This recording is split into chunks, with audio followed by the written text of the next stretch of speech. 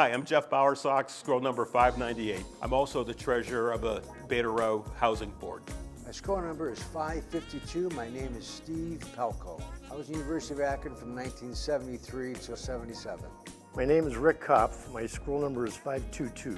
1971 through 75. And I was president, and I was a hegemon. Then I was an epi-pretenus, and then pretenus.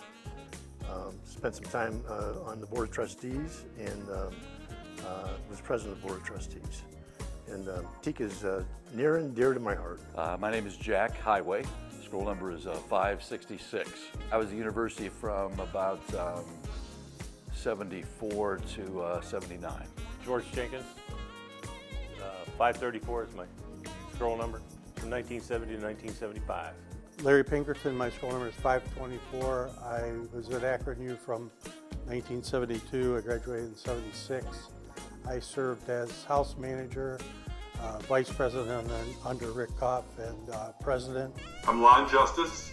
I was at University of Akron as a graduate student from 1979 to 1982, but I also was chapter advisor for Beta Row for 9 years, somewhere in the 1982 to 1990 timeframe. My name is Bill Rhodes. I'm scroll 782, and I'm the chapter advisor here at the chapter. I initiated in fall of 1982, but I started in school in fall of 81, and I graduated in spring of 85.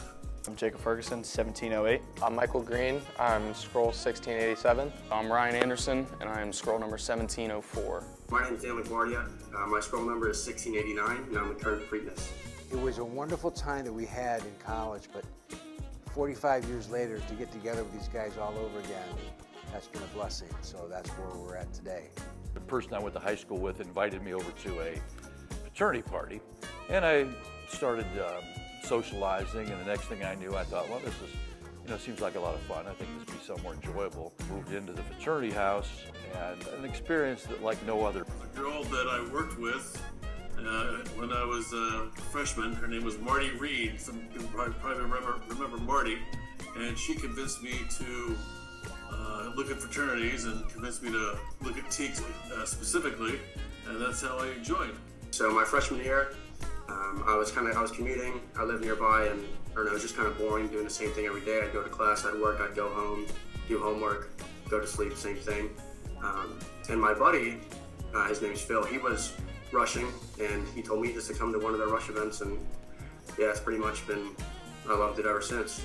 We went to the football stadium, was the first rush event, and there were about like 60 or 80 guys there, and some weren't even TEACs, they just came to support, and I got around that, and it was very fast-paced, a lot of fun.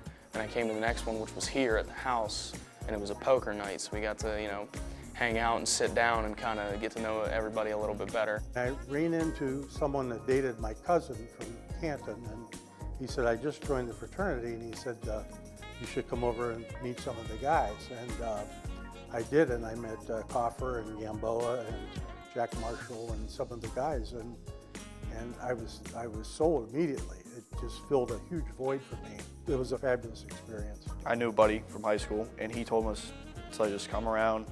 They had a cookout, there was like a football event and whatnot. Came around, started meeting everybody, liked everybody. I wasn't planning on it in the first place, but I'm really glad I did. Quite frankly, I wanted to meet people, have some fun, drink some beer, and meet some ladies. And I went to a couple rush parties, and I happened onto TEAC. In the simplest terms, that's why I joined a fraternity house. Coming into the fraternity was a place where we were able to take all of those little intricacies that you did that were a little bit out of the ordinary.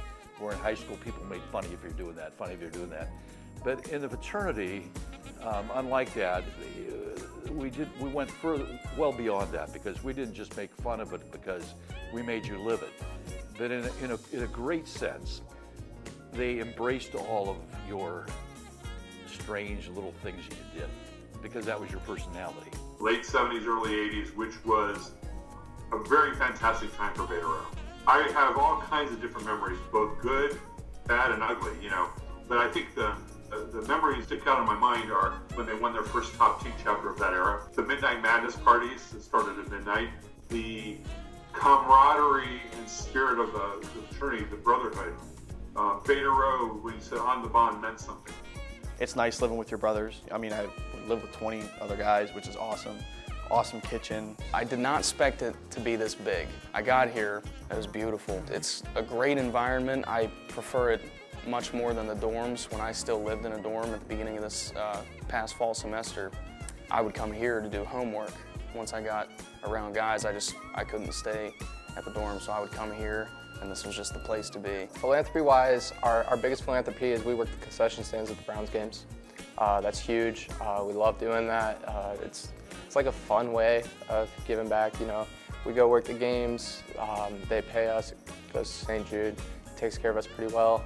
It was always intramural sports that really excited me. We always had a decent flag football team. It wasn't until my junior year that we won the campus championship. Not only the Greek championship, but also the campus championship in flag football. And then we also won the Greek all-sports trophy 2 years in a row, my junior and senior year. So that was a lot of fun. Midnight Madness was a blast. Chapter meeting prior to it, when we gave out the annual fun awards, was always a lot of fun. Halloween was a lot of fun, and so was Pledge Prank. Everybody remembers Pledge Prank, and everybody probably remembers Pen Prank when Gary Penn pranked the house. Those were a lot of good times, a lot of good memories. Events and fun things and Halloween parties, but the essence of it is the people. Living in the house, it brought us together. We know things about each other that nobody else does. We loved one another in a deeper sense. We cared for each other. We watched out for each other. We shared our joys and our sorrows with one another. It was like brothers. It's family. It gave me a tremendous amount of self-confidence coming out of college, out of Teaks. I felt like I could set the world on fire. Man for Others taught us how to live with men our own age, how to fit in with people, how to be a leader, how to know right from wrong. It just influenced me to be more outgoing, more less shy, I guess. More like I'll walk up to you, take initiative, talk to you. Just more professional, just in a social setting, in a professional setting, all of it. Just really be able to have a presence in a room, I guess. For example, the Chicago trip, we went back in February for RLC's, the Regional Leadership Conference, and we got to meet, the Grand Peritinus, the CEO of Teak, and there's thousands of people, Teaks all over the world there. So I got to, it's nothing but standing around, talking to everybody, learn more about the fraternity and what it's about and what we do and what we represent. And I'm in sales, so me being around people, talking to people is a big part of what I do now in school and what I'm going to be doing in the future. So that's kind of give me the baseline, the foundation of what I'm getting into.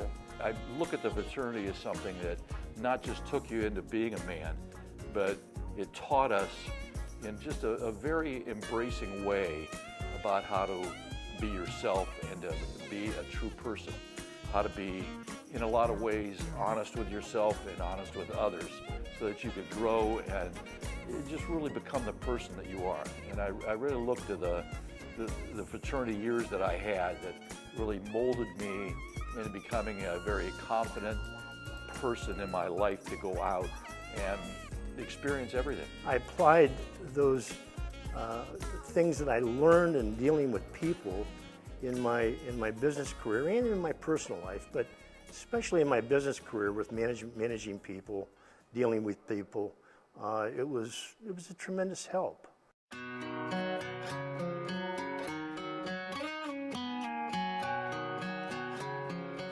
Why should somebody donate to the fraternity as alumni? To give these kids the opportunity that we had, because it made a huge difference in all of our lives.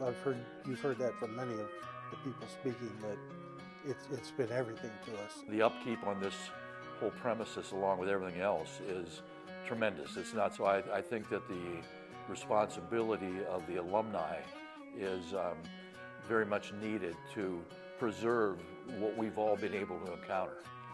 Those are the memories that you have. You need to give somebody else the opportunity to become the people who we are now. helping us kind of keep this place nice, because you know, it's not only for us. Like, yeah, we live in it, but I mean, it is for them. It's their legacy, and you know, if they can help, you know, whether that's funding and we can help with it as well. To be able to offer scholarships maybe for active members and things would be a huge draw in today's market for fraternities. There's so much more that you can do, and I can name countless names of alumni from Beta Rho that have participated and helped in all their own ways. We have the golf outing every year. It would be great to have a committee that does that. We have alumni breakfasts. It'd be great to have people to be able to do that. We always have the Founders Day every year. We used to have a casino night every year. I mean, it would be great to be able to have things like that.